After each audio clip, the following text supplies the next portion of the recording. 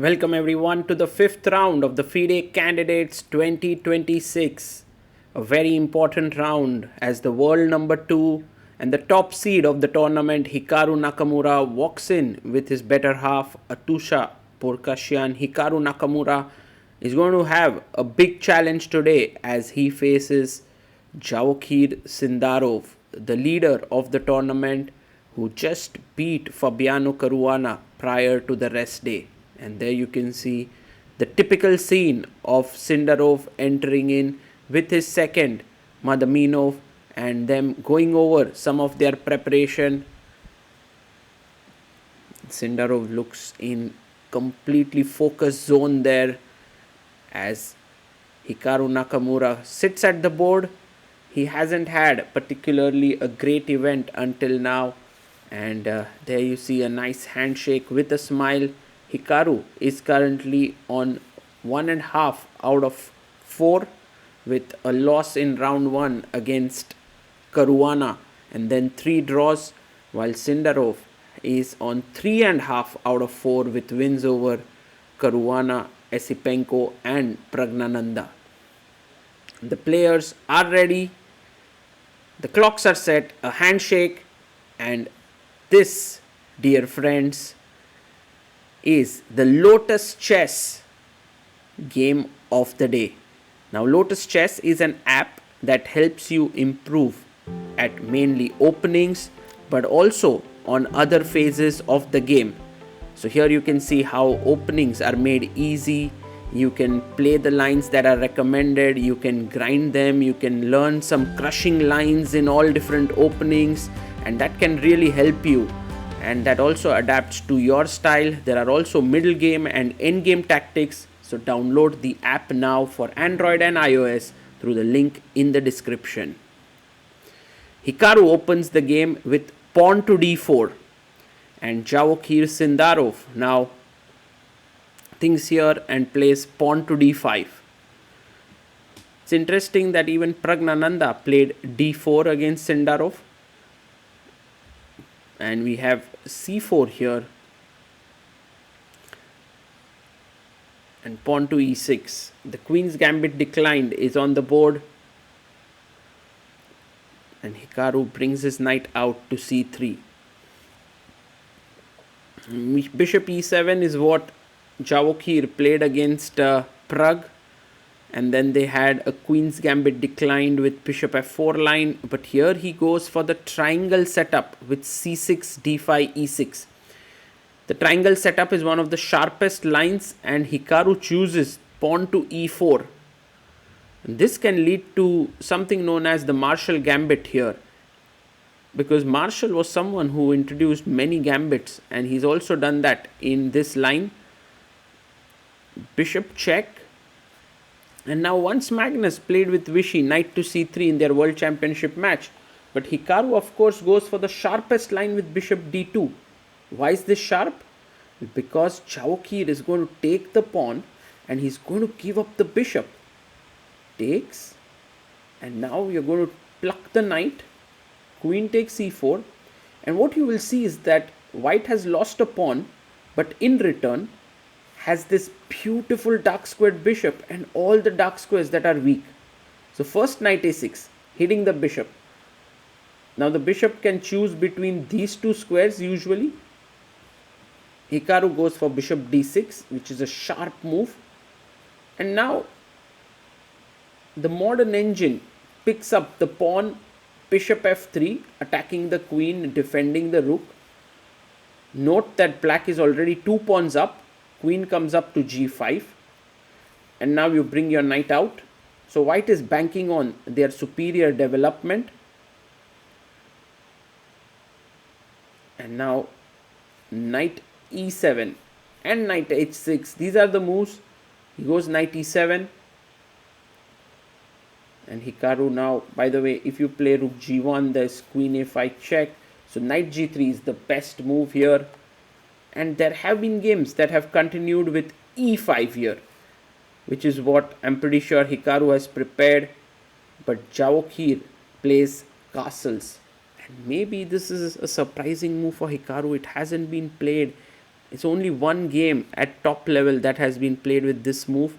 And look at the time on the clock. Hikaru takes around 67 minutes to make this move. Can you believe it? 67. Javokhir now is like, oh, h4. I didn't prepare that because the main line is knight e4 here. And that's the best move for white. But after h4, in comes a check. Pawn to b4. And clearly, I mean, if you go queen d8 back to defend the knight, white is doing well. But Sindarov now just simply plucks the pawn after 12 minutes of thought, because he realizes bishop e7 is met with check, picking up the knight. So you can't take here. Queen d2, pinning here, is met with knight c2 check. So Hikaru now castles. And Hikaru is just burning the bridges here completely because he's 3 pawns down. But I do understand that this is hanging and it's not so easy to defend. This is hanging. Rook e8 played.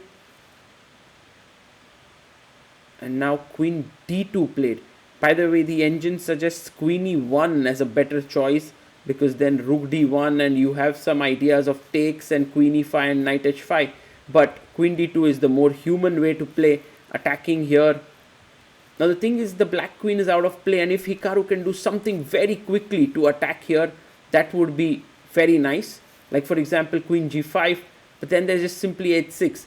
So rook a d1 played with the idea of take, queen d8 check and a back rank mate, but knight jumps to f5, the best move. Javokhir finds it. And now you have to take, knight takes f5, there's no other way. So knight takes on f5, and then pawn takes f5, and now queen to f4. That is how maybe Hikaru tries. So with 3 pawns down, what is white's compensation? A good bishop here and another good bishop here. That's all. But Javokhir is like, I'm going to methodically eliminate all of these things. Goes back, is coming to d4. King h1 by Hikaru, maybe not the most accurate. A better try would have been king h2, because later on the rook could come to e1 when the rook moves up. So knight d4, now imagine the king was on h2, you could actually sack. But here rook e1 becomes an idea later. Rook g1 very quickly played by Hikaru, threatening to take on g7. Maybe a perpetual there, but g6, Sindarov is like, no chances. Hikaru, I'm not going to let you sack on g7. Bishop d5. 14 minutes 58 seconds for Hikaru. 55 minutes for Sindarov. Bishop d5 putting pressure here and here. And now bishop e6 offering a trade. If bishop takes b7, then just rook a d8, bringing the rook into the center. Oh, not even that. He goes knight e2. He's forking the two pieces. I would be a little bit scared with all these dark squared weaknesses, but queen d2, he's going for a trade. I was wondering if queen h6 made any sense, but there's queen c3, just completely taking control of this diagonal. Well, once the queens are traded, there's nothing more to fight for. It feels like Sindarov is just simply winning here. Bishop a8, they're trading pieces.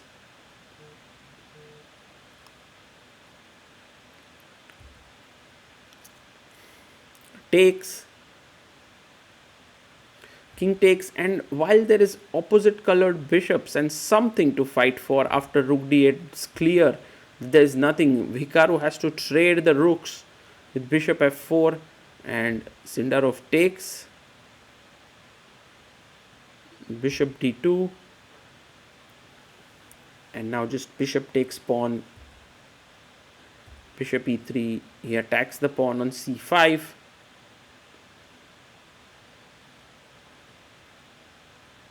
And now another pawn bites the dust, takes on c5.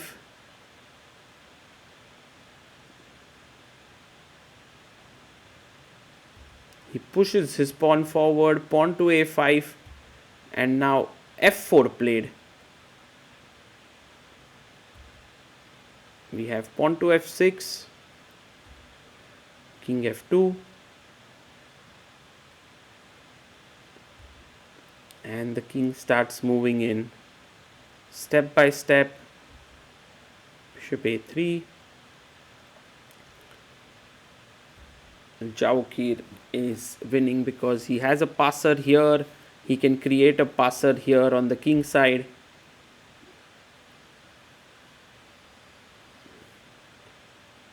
And a4. King to e3 played. Even the drawish tendency of the opposite colored bishop's not going to save Hikaru here. I must say that this game is a perfect representation of how modern opening preparation can go wrong. Hikaru spoke later and maybe on his recap, which you can see on his channel, that he did not consider black's move castle in his preparation, and which is why he was completely off his mark, and he thought for like 67 minutes, couldn't find a way and lost it. So I think Hikaru lost even before like the complications could begin. And that's what happens when you play a very, very sharp line, which is very difficult for humans to understand. Either you have prepped really well or else you will be in trouble. Now bishop to c1. Hikaru putting pressure on the g5 point, takes, and he shakes hands and resigns there. Javokhir Sindarov says knight e4 was the line here, and Hikaru shaking his head there. He knows it. He knows everything. These top players are too good. They know everything immediately. But in the moment, in the heat, mistakes can happen from the best in the business. Javokhir Sindarov now leading the tournament with 4.5 out of 5. What a performance by this youngster. He's on course to winning this candidates. Well, as this was a very important game from an opening perspective, I just want to show you the stuff how the grandmasters prepare using ChessBase 26 and Mega Database here. And you can see that this line has been played a lot of times, close to 2500 games already. And then as we move along, Queen G2 has been played in 183 games, Bishop F3 in 41. There's also another move which was interesting here, Queen D2, which is popular, but okay, Bishop F3, Queen G5, Knight E2. And now we have roughly 32 games. Knight E7 was played, and here Knight G3 in 10 games. Now the key game to look at is Abdusattorov versus Arjun Erigaisi. This actually happened in Qatar 2023. So Sindarov would know it because his countrymate was playing, and E5 was played by Arjun. And in fact, I remember this game very clearly that Arjun was completely winning in this one. So it was, but in the end he blundered and lost.